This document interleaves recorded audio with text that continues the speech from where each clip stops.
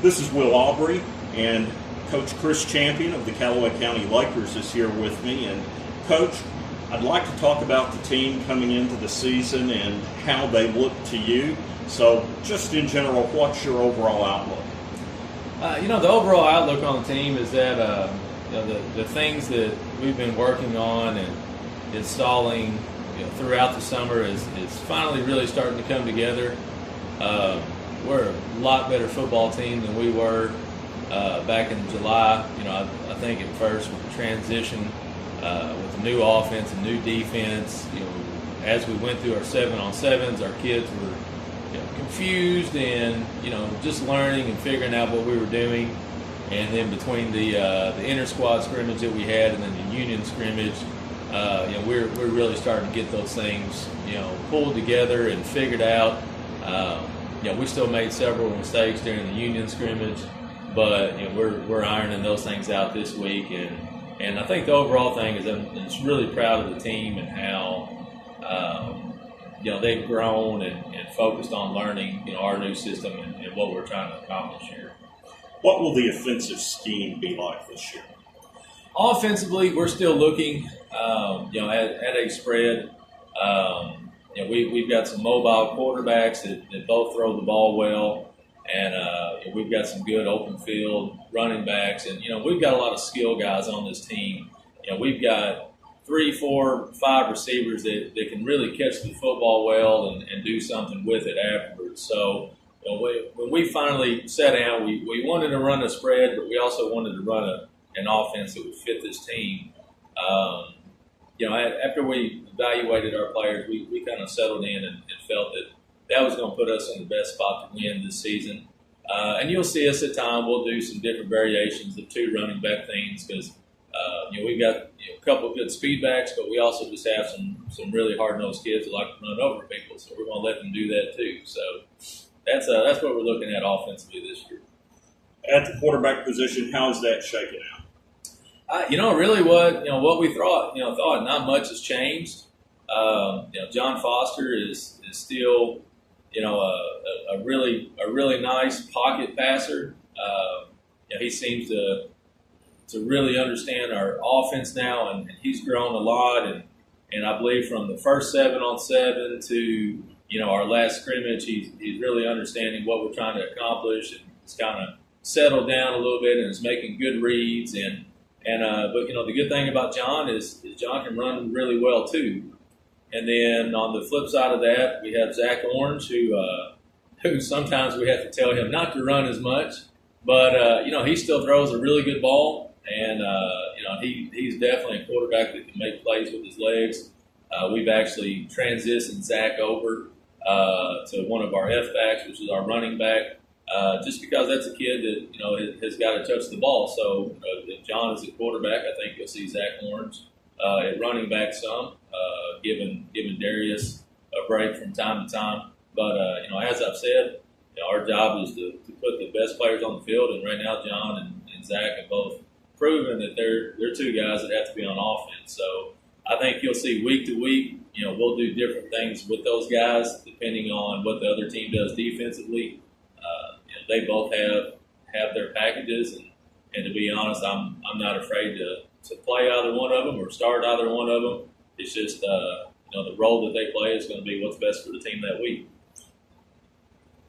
You all, and when I say you all, the Lakers struggled to run the football last year, and obviously that starts with the offensive line. How does your offensive line look?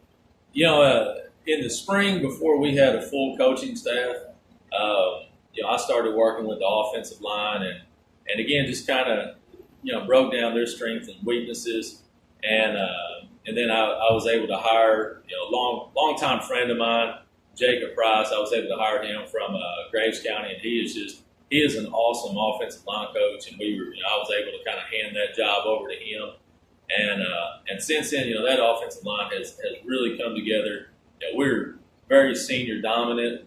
On the front line, I believe we'll be starting 4 seniors and 1 junior, and then we have 2 senior linemen that are going to be coming in backup roles and getting a lot of reps. And so far, just kind of like everything else, it was a transition for them to learn what we were trying to do, and just like everybody else on the team, we had a few breakdowns, in our union scrimmage that we've gone back to the drawing board and changed a few things, and then yesterday, those guys had a great practice yesterday, and I look for them to be considerably better than what they were last year. You mentioned Darius Scribbling at running back. Talk about him and your other running backs.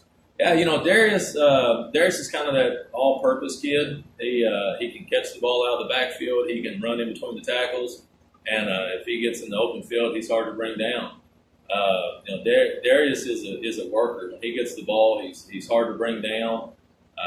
He makes really good cuts, which, again, when you look to run a spread style offense, you have to have a back that can make a cut and find the holes, and he's been able to do that since day one. And we're going to rely on him very heavily. Jamison Owens is another guy that I guess you would say he's more of our power back.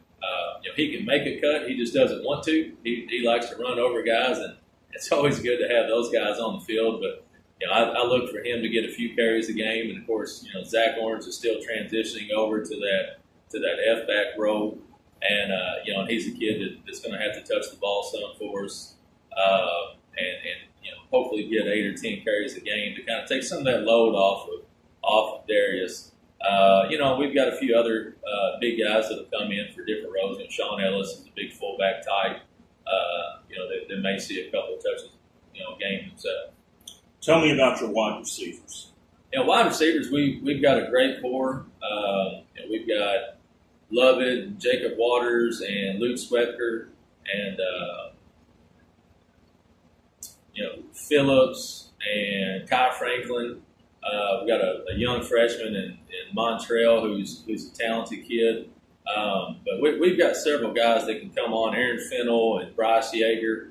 And we've got several guys that we're going to try to get the ball to.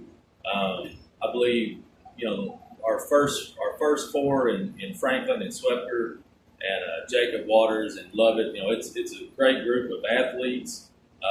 They're all good at different things. There are some guys that are really fast. We've got some length and guys that can go up and touch the ball. Most importantly, it's kind of underrated for wide receivers, but they do a great job blocking for us out there. So, I'm really happy with that first group. But, also our fifth, sixth, and seventh kid is off really good as well. I believe Luke Swepker is a kid that we're going to have to get the ball into his hands. He's one of our faster kids on the team, and he's a kid that's tough to catch in the open field. So we're definitely got to get that guy the ball. On defense, I would figure that your scheme will probably change week to week. Is that correct? Yeah, it does. We're pretty much basing everything out of a 3-man front. We do have the luxury of having a couple of outside linebackers in Connor Potts, who also plays wide receiver. I forgot to mention him. But in Connor Potts and Jamison Owens, those are guys that are fast enough that can play out in space, but they're tough enough where, if they walk down on the line of scrimmage, they can play the run and rush the quarterback as well. So, when you have versatile guys like that, it really allows us to do a lot of things defensively that you wouldn't necessarily be able to do if you had 4 big kids that couldn't move that well playing on the line. So, but yes, it'll change week to week. All right. Talk about the defensive line a little bit. Defensive line, those guys are going to be anchored. Like I said, we're running a 3-man front, and we've got senior ends and Sean Ellis and Gabe Walker, and we'll be rotating 2 nose guards in a bunch, and Crawford and Dylan Bell. This year we're going to try to get more guys involved with the D-line and get some other people rotating. I hope by the end of the season we have 9 or 10 guys that we're rotating in quite a bit. But, our first 3, 4, 5 kids are awfully tough. They're not very big, but they're quick off the ball. They're doing the things that we're asking them to do. And we gave Union County a lot of fits up front last week, and I hope that's something that we can really rely on with those guys. Of course, we've got some good linebacker help behind them. With Lance Steinfeld and of course Jameson back there, and Isaac Smith. Those guys have really come a long way into playing the top of the defense that we want. So right now, and I hope it don't come back and bite me, but right now I feel like our front guys is where we're going to rely a lot on them this season to make plays for us. And you talked about the linebackers a little bit there. So what about the secondary? Secondary, we're rolling a lot of guys in and out. Bryce Yeager and Luke Swepker will be starting off, with us at corners. Zach Orange and Phillips is a guy that are going to get a lot of reps in at cornerback for us. Darius can come in and play cornerback. Aaron Fennell and Keaton Elliott are both playing safety, but we also have Kai Franklin, who's one of our starting wide receivers. Jacob Waters, who's a starting wide receiver that can get a lot of reps in. And that's one thing we're looking for those defensive backs is just trying to keep those guys fresh and get a good rotation going in. And again, week to week, those guys are going to change some. Murray wants to run the ball a bunch and keep the ball away from you. So there's going to be times where we have one defensive back personnel in, and then when they decide to spread it out and throw it, we may have another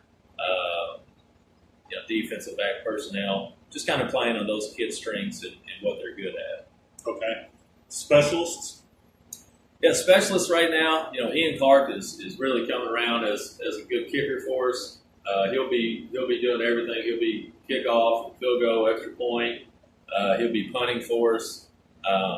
He had a good season last year, and he is phenomenal at placing the ball exactly where we want him to. Of course, he's a soccer player as well. Kick returning, we're just going to basically put back there whoever we have fresh. We feel that Luke Swepker and Bryce Yeager and Darius Stribling are three guys that whenever they touch the ball that they can score a touchdown. So they'll be doing the majority of our kick returning and punt returning. But there's several other guys that I wouldn't mind putting back there if we had to. Okay. Coming off of a season like last year, typically I think one of the biggest hurdles that you have to overcome is getting your players to believe. You've made progress in that area. I hope so. I hope we have.